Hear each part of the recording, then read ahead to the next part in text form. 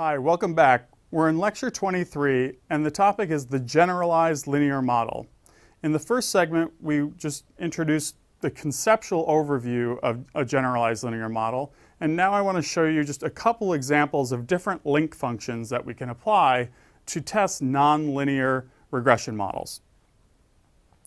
So remember that GLM star, the generalized linear model, is just a simple extension of GLM that allows for non-normal distributions in the outcome variable and therefore allows us to test nonlinear regression models. It's appropriate when simple transformations or quick fixes or product terms in the GLM just won't satisfy our needs and satisfy sort of the complex data that we're dealing with. We have to move to this more generalized linear model. And the key to the GLM star, this generalized linear model framework, is the link function. And the link function can be anything really. I'll show you just a couple examples in this segment to show you how it works and show you the versatility of this mathematical model. So one that you've seen already is binary logistic regression. Remember that binary logistic regression doesn't satisfy the assumptions of GLM because the outcome variable is not continuous and normally distributed. It's just categorical and binary. It's 0 or 1. Like in the example where we were trying to predict how a juror would vote, whether they would vote for a life sentence or the death penalty, that was just a categorical outcome 0 or 1. So we had to apply binary logistic regression. We had to apply a link function, if you will, on the left-hand side of the regression equation. So remember, here's the logistic function or logistic curve. The key is that we could have any sort of set of values of x, and when we apply this logistic transformation, we're going to wind up with predicted scores on y that fall between 0 and 1. And that was necessary in order to satisfy the requirement that we get predicted scores that wind up landing near 1 or near 0. So in binary logistic regression, the logit function served as the link function. So we actually have already done an example of generalized linear model. And we did that, if you look back at the binary logistic regression lecture, remember that in the R output, we had to use the GLM function, not the LM function. So the GLM function stands for generalized linear model, not general linear model. And that was done just by applying the logit transformation over there on the left-hand side of the equation. In R, remember, the argument in the GLM function is called family, and we just put in family equals binomial. And by putting that in to that function, GLM in R just did this for us. So the GLM star, generalized linear model, and the GLM function in R are very powerful and can test all sorts of regression models. Not necessarily linear, could be any kind of function we want. If you have more than 2 categories, so we didn't go beyond binary, but you could, right? So if you had 3 categories or 4 or more in your outcome variable, then that's just multinomial logistic regression.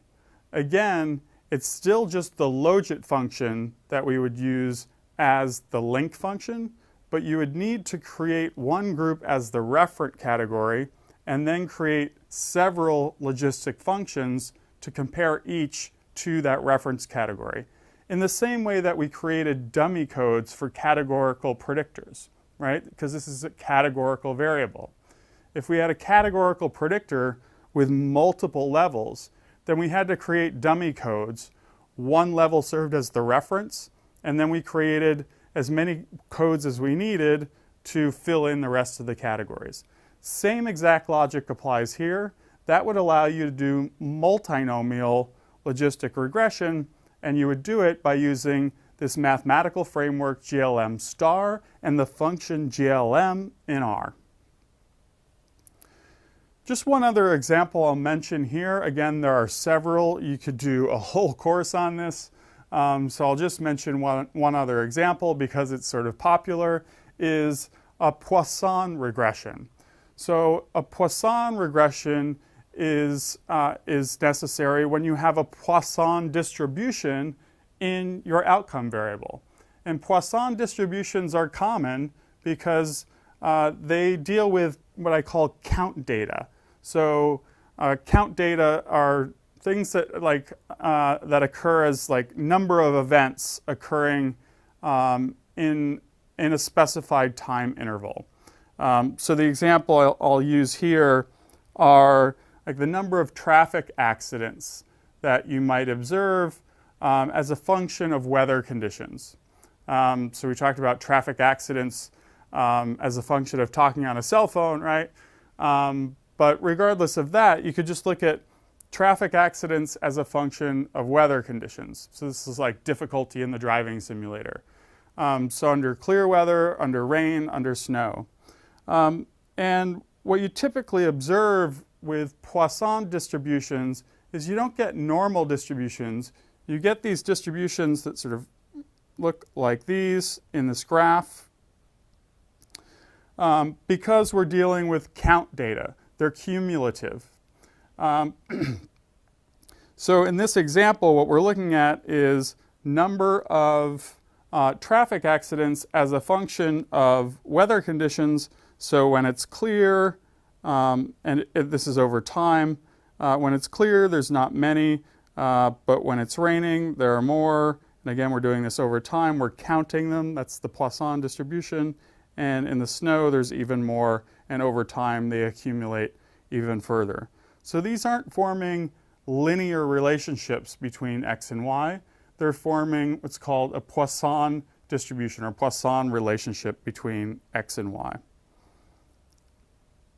So to do a Poisson regression, we just use this GLM star framework, the generalized linear model framework, and just apply a different link function. And in this case, it's the log function. So instead of doing logit like we did for binomial or multinomial regression, we'll just apply the log function as the link function. And that allows us to test a Poisson regression. Now, note, I have a note right here. In this example, we were also looking at traffic accidents in different conditions, right? So in clear weather, rainy weather, snowy weather. So we would also have, that's a categorical predictor, so we would also have to dummy code and add in those dummy codes for this example. So that would be actually a really good one for nonlinear regression. But again, we're sort of getting beyond the scope of this course. That's why I'm introducing this at the end here, just to illustrate that there are lots of other possibilities beyond what we covered in this course. We emphasized normal distributions in the outcome measure and linear relationships between the predictors and the outcome. But that's not necessarily going to be the case in all the data that you encounter. So just be aware that if you can't satisfy those assumptions, there are alternatives available to you. And they fall under this framework of the generalized linear model. And all I did in this lecture was just present an overview of that so you're aware of that generalized linear model. And here I just wanted to show you a couple examples, the binomial logistic regression and the Poisson regression, just as two examples of this. Again, you may encounter different types of examples, but the GLM star mathematical framework will allow you to test for those more complex nonlinear regression models. So to wrap up this segment, just remember that the generalized linear model is an extension of the general linear model that allows for non-normal distributions in the outcome variable and therefore allows you to test nonlinear relationships between a set of predictors and that outcome variable. It's appropriate when simple transformations or the addition of simple product terms don't allow a quick fix and don't allow you to stick with the LM function in R or that linear model. And the key to the generalized linear model is it applies this link function to the left-hand side of the equation, to the left-hand side of the regression equation, and that link function varies depending on what kind of nonlinear relationship you want to test in your model.